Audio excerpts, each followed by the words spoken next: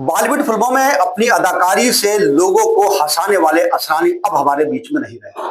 इसी बीच में उनका एक किस्सा याद आता है जिसमें इंदिरा गांधी ने उनकी किस्मत ही बदल दी थी और ऑफिस से भगा देने के बाद वो फिल्म मेकर्स बन गए। जाने माने अभिनेता असरानी का निधन हो गया है। वही हिंदी सिनेमा अपनी कॉमिक टाइमिंग से लोगों के दिलों में जगह बनाने वाले गोवर्धन असरानी अब हमारे बीच में नहीं रहे।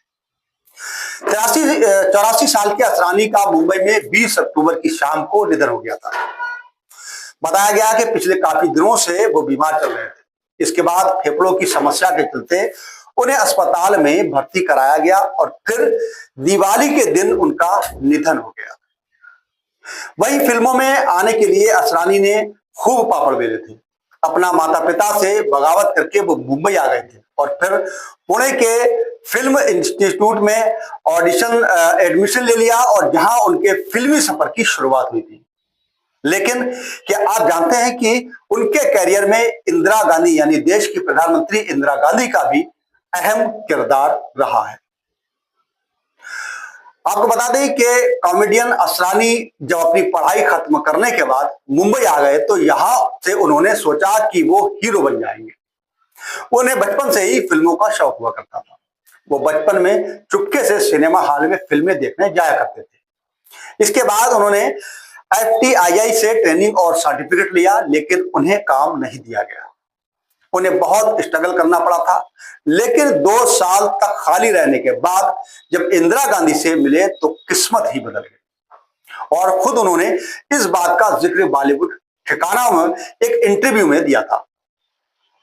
इस इंटरव्यू में उन्होंने कहा था कि उस दौर में अपने सर्टिफिकेट के साथ घूमता रहता था और लोग मुझे भगा देते थे। कहते थे एक्टिंग के लिए सर्टिफिकेट चाहिए, बड़े सितारे बिना ट्रेनिंग के काम कर रहे हैं, तुम इनमें से कौन हो, यहां से भाग जाओ। यानी कई दरवाजों से असरानी को निकाल दिया गया था। इसके बाद असरानी के जीवन में तत्कालीन सूचना एवं प्रसारण मंत्री इंदिरा गांधी की एंट्री हुई और उन्होंने असरानी की किस्मत ही बदल डाली। असरानी ने बताया था कि एक दिन इंदिरा गांधी पुणे आई हुई थी। उस वक्त वो सूचना और प्रसारण मंत्री थी और हमने उनसे शिकायत की थी। हमने उन्हें बताया कि सर्टिफिकेट होने के बावजूद भी कोई मुझे काम नहीं देता है। इसके बाद इंदिरा गांधी ने कुछ प्रोड्यूसर्स और मेकर्स को कहा कि असरानी को काम दिया जाना चाहिए। उनके कहने के बाद मेरे पास काम आने लगा। जया भादुड़ी और मुझे, हम दोनों को गुड्डी में कास्ट किया गया और उसके बाद लोगों ने FTII को गंभीरता से लेना भी शुरू कर दिया था। इसके बाद असरानी ने कभी भी पीछे मुड़कर नहीं देखा। फिल्म गुड्डी में इतना उनका किरदार हिट हो गया कि गुड्डी के बाद उन्हें कई फिल्मों का मौका मिलता रहा। उन्होंने अमिताभ बच्चन के साथ फिल्मों में काम किया। वही 1970 के बाद में असरानी की मांग फिल्मों में इतनी ज्यादा बढ़ गई कि हर दूसरा फिल्म मेकर उन्हें अपनी फिल्म में लेता दिखाई दिया। यहां तक कि 1970 से लेकर 1989 तक उन्होंने 101 फिल्मों में काम किया था। फिल्म नमक हराम में काम करने के बाद असरानी और राजेश खन्ना दोस्त बन गए। इसके बाद राजेश खन्ना जिस फिल्म में काम करते थे वो मेकर्स से कहते थे कि असरानी को फिल्म में मौका दिया जाना चाहिए और इसी के चलते असरानी ने राजेश खन्ना के साथ करीब 25 बड़ी और सुपरहिट फिल्मों में काम किया था।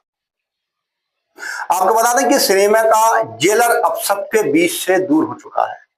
बॉलीवुड में अपनी अमिट छाप छोड़ने वाले असरानी को हमेशा उनके द्वारा किरदार निभाए जाने की जो याद है वो हमेशा याद रहेगी।